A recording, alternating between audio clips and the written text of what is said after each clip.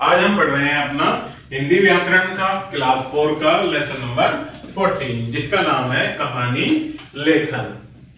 तो आइए पहले बच्चों शुरू करते हैं। कहानी बहुत पुरानी विधा है। कहानी शब्द के आते ही बच्चे अपने दादा दादी नाना नानी तथा अपने बुजुर्गों को ढूंढने लगते हैं क्योंकि इनके पास कहानियों का विशाल भंडार होता है। प्रत्येक बच्चा कहानियों को बहुत उत्सुकता से सुनता है। कहानियां मजेदार तो होती ही हैं, साथ ही उनसे कुछ न कुछ सीखने को भी मिलता है। कहानी लिखते समय निम्नलिखित बातों का स्मरण अवश्य कर लेना चाहिए। कुछ बातें हैं प्यारे बच्चों, जब हम कहानी लिखते हैं तो हमें उन बातों को ध्यान रखना चाहिए।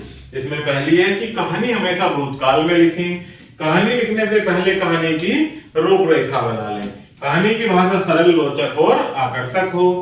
कहानी में अंत में मिलने वाली शिक्षा भी जरूर लिखें। तो नीचे दी गई कहानियों को पढ़िए और समझिए। तो नीचे प्यारे बच्चों कुछ कहानियां दी गई हैं, इनको पढ़ते हैं और समझने की कोशिश करते हैं।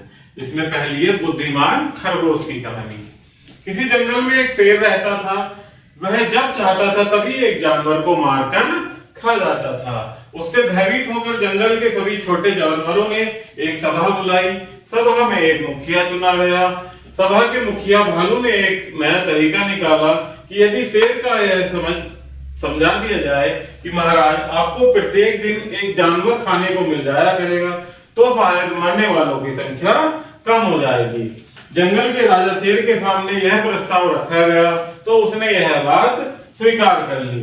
मेरे बिना बुलाए ही आप में से स्वयं एक जानवर रोज मेरे आहार के लिए आ जाया करे। इस बात को सुनकर एक नन्हा खरगोश बेहद दुखी हुआ। वह सोचने लगा कि इस तरह से तो एक दिन जंगल के सभी छोटे जानवर समाप्त हो जाएंगे और मुझे कुछ सोचना चाहिए। वह अन्य जानवरों के पास गया, उनसे विचार किया कि आज शेर के पास कोई नहीं जाएगा, मैं स्वयं ही जाऊंगा। वह शेर के सामने थोड़े विलंब से उपस्थित हुआ। शेर भूख से परेशान था। खरगोश को देखते ही शेर बेहद गुस्से में आ गया और क्रोध करने लगा। उसने खरगोश से कहा, तू कहाँ रह गया था? खरगोश ने बड़ी विनम्रता के साथ शेर से कहा कि महाराज मैं तो बड़े समय से आ रहा था, मगर रास्ते में एक अन्य शेर ने मुझे रोक लिया और खाने के लिए बाध्य कहा। मैंने उनसे आग्रह किया कि मुझे तो जंगल के राजा के यहाँ जाना है, आज मेरी बारी है। दूसरे शेर की यह बात सुनकर शेर को क्रोध आया और बोला कि तू मुझे वहां लेकर चल जहां दूसरा शेर तुझे मिला था। इस बात को सुनकर खरगोश बेहद प्रसन्न हुआ और शेर को लेकर एक कुएं के पास पहुंच गया। कुएं के अंदर इशारा करते हुए कहा, वह इसी कुएं के अंदर रहता है। जैसे ही शेर ने कुएं में झांका तो उसे स्वयं की परछाई दिखाई दी। जैसे ही उसने धाड़ लगाई तो उसकी आवाज तुरंत वापस आई। उस आवाज को सुनकर शेर कुएं में कूद पड़ा और कुछ समय के बाद मर गया। इस प्रकार से खरगोश ने अपनी चतुराई से जंगल के सभी जानवरों को शेर के भय से छुटकारा दिलाया। तो प्यारे बच्चों, इस कहानी से हमें क्या शिक्षा मिलती है कि आपत्ति के समय हमें विशेष बुद्धिमानी से काम लेना चाहिए। इसी प्रकार से नेक्स्ट कहानी देखते हैं, जो दो बिल्ली और बंदरों की कहानी। किसी जंगल में दो बिल्लियां रहती थी। एक दिन वे कहीं से रोटी का एक टुकड़ा उठाकर ले आई।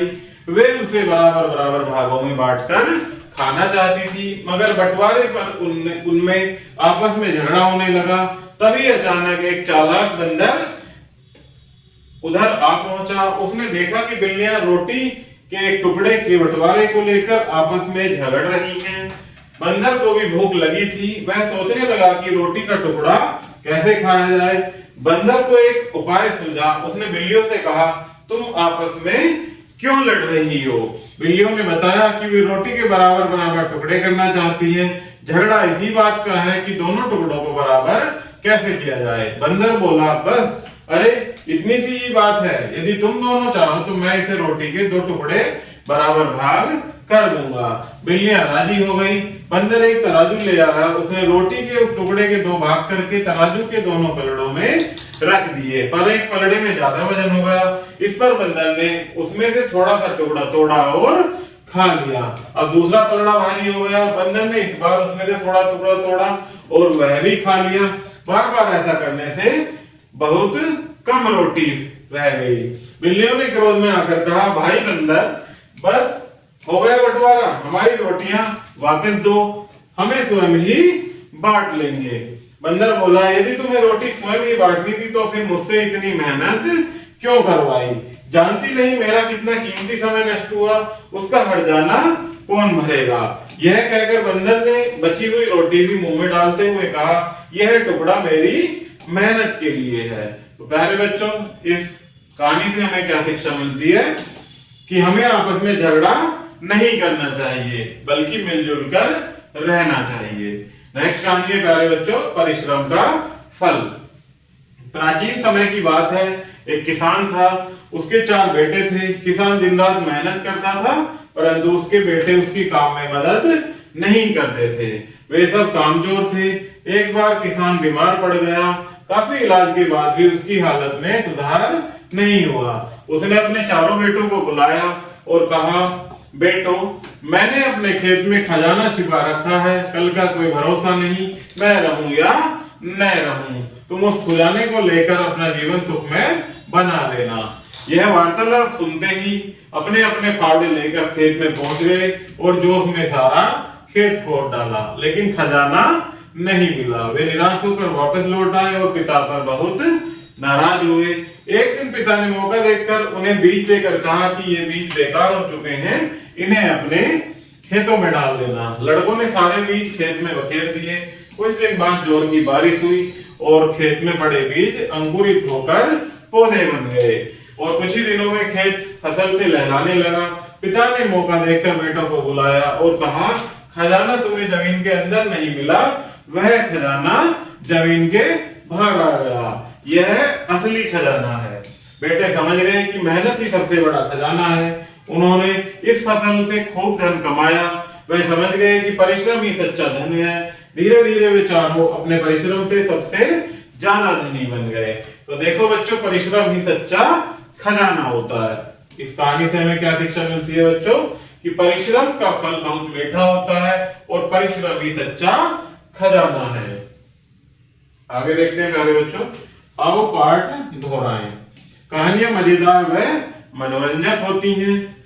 प्रत्येक कहानी हमें कुछ न कुछ शिक्षा अवश्य प्रदान करती है। तो प्यारे बच्चों, इस प्रकार से हमारा यह लेसन यही समाप्त होता है। आशा करता हूं कि आपको यह वीडियो जरूर पसंद आई होगी। धन्यवाद।